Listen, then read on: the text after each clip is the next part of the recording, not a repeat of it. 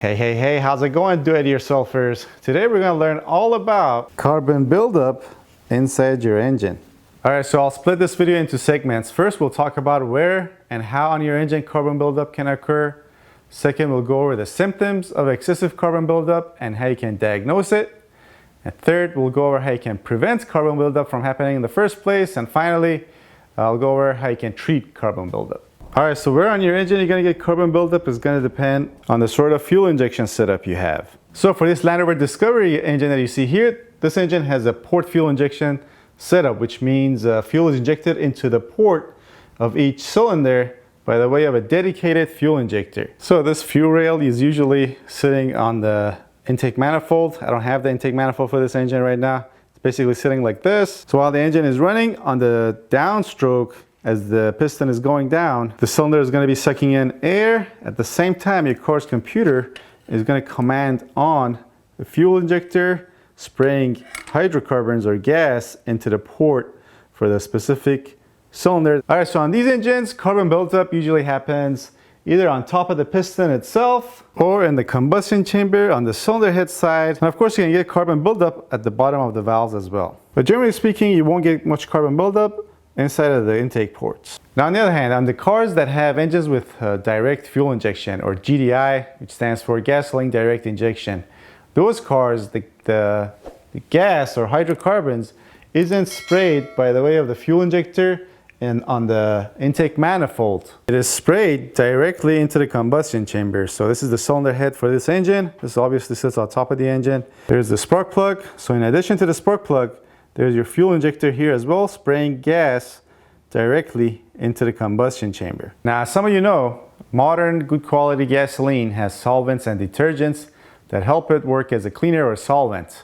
Now, when you are spraying gas directly into the combustion chamber, that gas on a direct injection setup is not going through your intake manifold and over your intake valve. So yeah, when gas is not being sprayed into the intake manifold and going through this port and your intake valve can start developing carbon buildup. Now you might be saying, hey, if hydrocarbons or gas is being directly injected into the combustion chamber and not going through your intake manifold, how is carbon buildup happening inside the intake ports and on the back of the intake valve? And that, my friends, is due to something called blow-by. See, here's your piston, and here are your piston rings. So your piston comes up on the compression stroke and squeezes or compresses their fuel mixture. Then your spark plug will ignite that mixture and your piston will start moving down on the power stroke. However, when your spark plug ignites that mixture, some of that is going to slip past these rings and end up on the inside of your engine, inside the crankcase. And that's where your positive crankcase ventilation system comes in. It basically gets the blow-by that's inside the engine,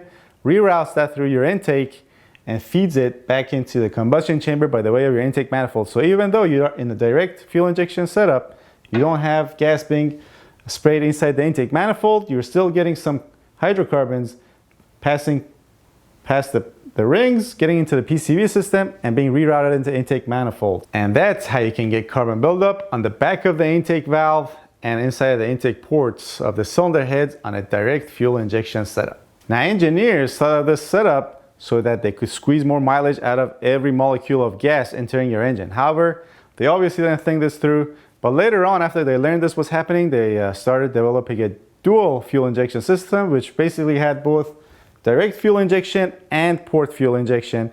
The port fuel injection was simply there to clean up the back of the valves and the intake ports on those engines. Now, before I forget, if you hate carbon buildup, make sure you hit that subscribe button and bell notification, because if you follow my channel, the odds are your engine will never have carbon buildup. All right, next up, we'll talk about the symptoms of excessive carbon buildup inside your engine and how you can correctly diagnose it. All right, so if you have a port fuel injection engine and you have landed on this video, you are probably suffering from lack of power and or engine knock or detonation. Now, of course, there's other symptoms. In a severe case, your engine might be misfiring, might not be idling correctly, all that stuff. But the main ones are going to be lack of power and detonation or engine or spark knock, which basically is a clacking sound when, to me at least, is a clacking sound. Some might be a ticking sound.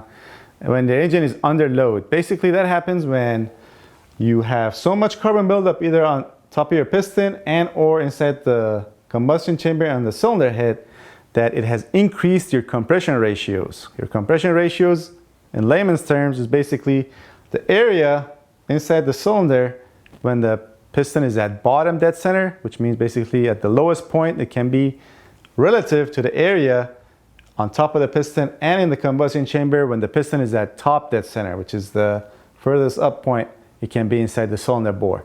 Now, obviously your engine is set up for a certain compression ratio. When you have carbon buildup, you are making this area, the combustion chamber, much smaller relative to the area where the piston is at the bottom.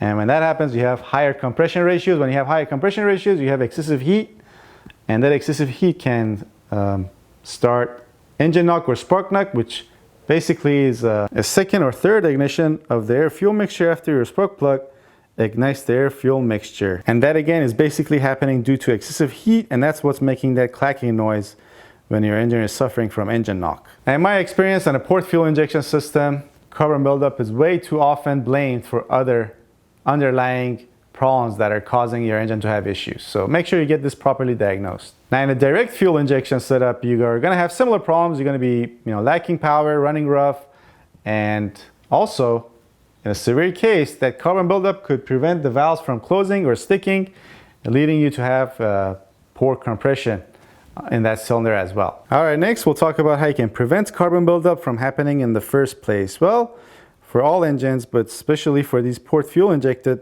setups, it's very important that you use a good quality gas and also the correct octane, obviously. Because again, the solvents that are in the high quality gas will clean up the intake ports and the top of the intake valves. And obviously you want to make sure you're not running rich, you don't have too much hydrocarbons entering your combustion chamber or more than they're supposed to. Make sure you fix all misfires right away. A V8 can have misfire in 1 or 2 cylinders and still be running. So make sure you get that fixed, otherwise you could have excessive carbon buildup if you leave that untreated. Now for a direct fuel injection setup, it's very important that you change your oil on time and you use the correct oil or oil that's built or made for a direct injection setup, because your oil is much more important than you think in those setups. And that's for 2 reasons. First, when you get blow-by and the air-fuel mixture or hydrocarbons slip past the piston rings into your crankcase, some of that can be absorbed by your oil and basically get trapped there, so it doesn't end up back into the intake system and gunk up your intake valves and intake ports inside the cylinder head. Now there's a limit to how much of those hydrocarbons your engine oil can trap. If when it reaches that limit, you don't replace it on time, then you're gonna have more and more hydrocarbons basically going through your PCV system and entering your intake manifolds and gunking up stuff. So make sure you replace that on time. Now the second reason is that specific oil made for these direct injection setups will have additives and cleaning detergents that will help while they're going through your intake system to clean up the intake ports and the back of the valves, basically working as if gas was going through here. And that's because by the way of your positive crankcase ventilation system, you're not just burning or redirecting the hydrocarbons that get past your piston rings. Also the lighter molecules that make up your engine oil will get sucked in with those hydrocarbons through the PCV system and go into your intake and burn in the combustion chamber. So if you use the correct oil, those additives and solvents will go in there and clean stuff up and prevent them from gunking up. And of course, it should go without saying, but here it is anyway. Make sure your PCV system and your PCV valve is working like it should. Now with all that said, the best way you can prevent carbon buildup in a direct injection system is to use an intake valve cleaner. There's one made by CRC which does a pretty good job, but people use that when they're trying to fix carbon buildup on those engines. You should use that as a maintenance. You do it every 10-15,000 miles, or maybe every time you change the oil on your engine, you put that in the, just all you need is a vacuum hose, just spray that in, follow the instructions. It's pretty straightforward, but you do that as maintenance, not as a way of treating carbon buildup. If you do that every, even 5-10,000 miles, there's a very good chance that you will never have problems, even if your engine has a direct injection setup. All right, next we'll go on to how you can cure or treat excessive carbon buildup. Your options, to be honest, is going to be limited if you are experiencing such high carbon buildup in your engine that you're having problems. It has increased your compression ratios, you lack power, you have engine knock, all that stuff. If it's gotten to that point, your options are limited. First, again, if you have a direct injection setup, you can try using the CRC intake valve cleaner. You might have to do it 2 or 3 times in order to be able to fix your issue. And then again, it's not going to completely clean the intake port and the top of the intake valve. It's just going to get to a point where your engine is going to run okay. But if you have a port injection system and your carbon buildup is going to be inside the combustion chamber, then I recommend you try seafoam. You can again try 2 or 3 applications and hopefully that will fix your problem. Oh yeah, by the way, yeah, water can also help clean up carbon buildup, but I don't recommend DIYers doing that because if you get, this is a very small area inside your combustion chamber. You get too much water in there, that piston can't squeeze that, and then you're gonna bend the rod, hydrolock your engine, that completely destroy your engine, leaving you in need of a new engine, all the while you were just trying to clean up some carbon. So don't do that. I mean, I try that, I do that, but I'm very careful. Plus I do that on, smaller engines, maybe for the leaf blower, the mower, those smaller engines. I don't really do it on car engines. Now, if all that fails, you can go to a shop, have it done by a professional with a professional machine. They have good solvents and, they take their time because, most people are not going to have the patience of doing this correctly. They're going to rush it or just apply the seafoam once, be done with it. But when you take it to a shop, they take their time. They have the machines that will slowly inject the solvents and cleaners. They'll heat up your engine. They'll do everything right, and they're going to have a much higher success rate than you trying to do it on your own. All right, so make sure you hit that subscribe button, the bell notification, and the thumbs up if you like this video. And if you want to see more like this, check out this video in this corner or the one below it. And if you didn't like this video, still check them out because you might like those videos. You never know. All right, make sure you leave comments and questions down below, and I'll see you guys next time. Thanks for watching.